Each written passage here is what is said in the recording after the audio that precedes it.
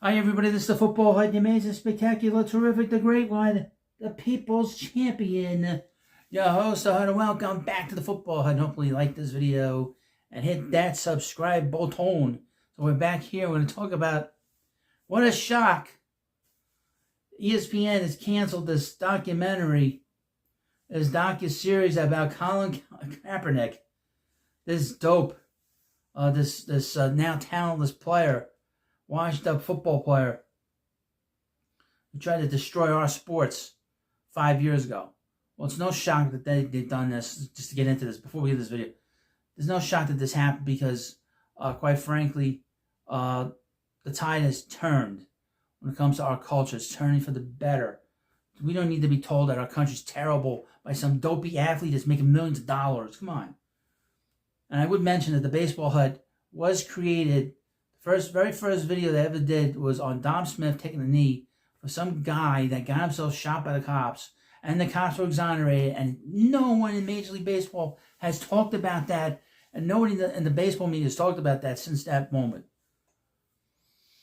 And that was the first video on the Baseball Hut. But anyway, from awful announcing, ESPN nixes Spike Lee's Colin Kaepernick docuseries. Oh, Spike Lee, who dresses like a clown? Dresses like a Knicks clown? God, he's a snappy dress. I'm not one to brag. But, you know, I could dress a lot better at a ball game or a basketball game. My goodness. He's 70 years old. He's dressing like he's going to the rodeo, for God's sake. Lee told Reuters the series is not coming out, but declined to elaborate due to an NDA. In other words, they told him, look, we can't put this out because the country's changed now. And quite frankly, Donald Trump will come down on our case. This should have came out 5 years ago, when everybody was held hostage at home.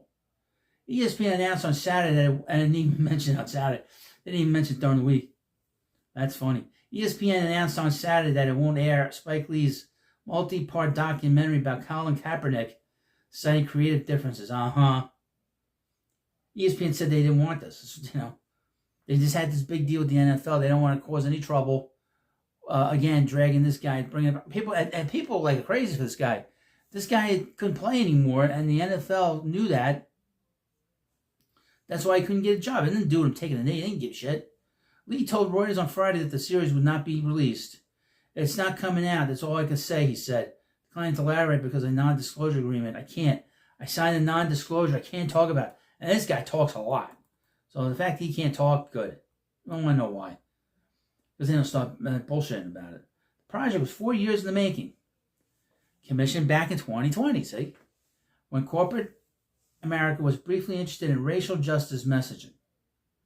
According to earlier reports from Puck's Matthew Belloni, the seven-episode series titled The Saga of Colin Kaepernick included incendiary critiques of conservative politicians and Donald Trump, and tackles the history of black athletes and professional sports, as well as the larger cultural conversation around social justice, which is just another word for communism, and police brutality. So this is why this got killed. They didn't want to have a hit piece on Donald Trump. And Trump would have said something. You know it. You could bet your ass. If he would have ripped into Spike Lee, he would, and he was like, oh, I know him. That's what he would have said. I know that guy. He's washed up. That's what he would have said. That's what Spike Lee would have said. That's what Donald Trump would have said. No doubt. Kaepernick hasn't played in the NFL since 2016. So it's about 10 years ago. He's still complaining after he started kneeling during the national anthem to protest police brutality and racial justice. Many people believe he was essentially blackballed by the league for his activism, something that led to a collusion grievance that was quietly settled in 2019. I would mention we've had people in the NFL murder people and didn't have a problem. They let them keep playing. Kaepernick was a different situation because he couldn't play anymore, and he was third guy with the Niners, I believe, at that point. By October of last year, Belloni reported. I'll go with Belloni. I think that's good. Belloni reported that ESPN chairman Jimmy Pitaro was open to letting Lee Kaepernick and producer Jamil Hill. Oh, there you go. She's a bomb thrower. Shot the series elsewhere. The ESPN was willing to let the project go, suggested writing was already on the wall regarding this project. The NFL's new ownership position creates a potential conflict. Under the deal announced on August 5th, ESPN acquired NFL Network, NFL Fantasy, and the rights to distribute Red Zone in exchange, giving the league a 10% equity stake. Now, also I'd mention, the NFL has removed the racism stuff off the end zones. You're not going to see that anymore. So they washed their hands of this. Because they were being bullied by the Biden administration to do this. And, of course, the left was pushing this hard.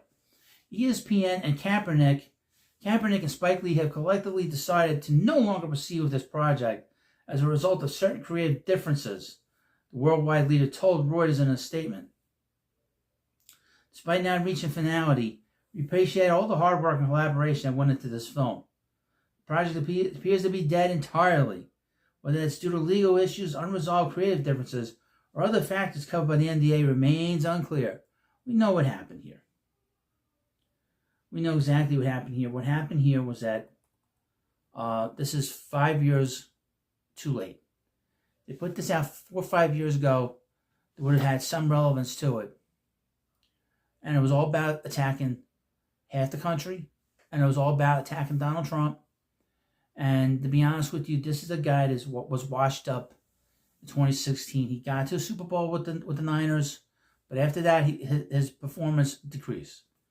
And he was pissed off, and he wanted the attention, and he pissed the NFL off. Now, Spike Lee is a bomb thrower, okay? And like I said, he's a clown.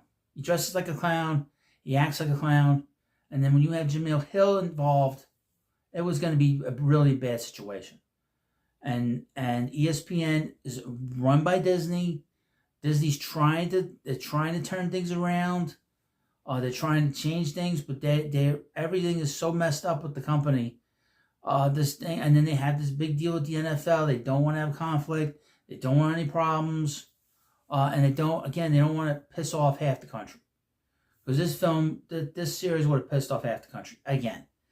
Okay, it's one thing they did this 5 years ago. Everybody's onto their game now. Everybody's is smart enough to figure out what's going on with the left. Okay, everybody knows it now.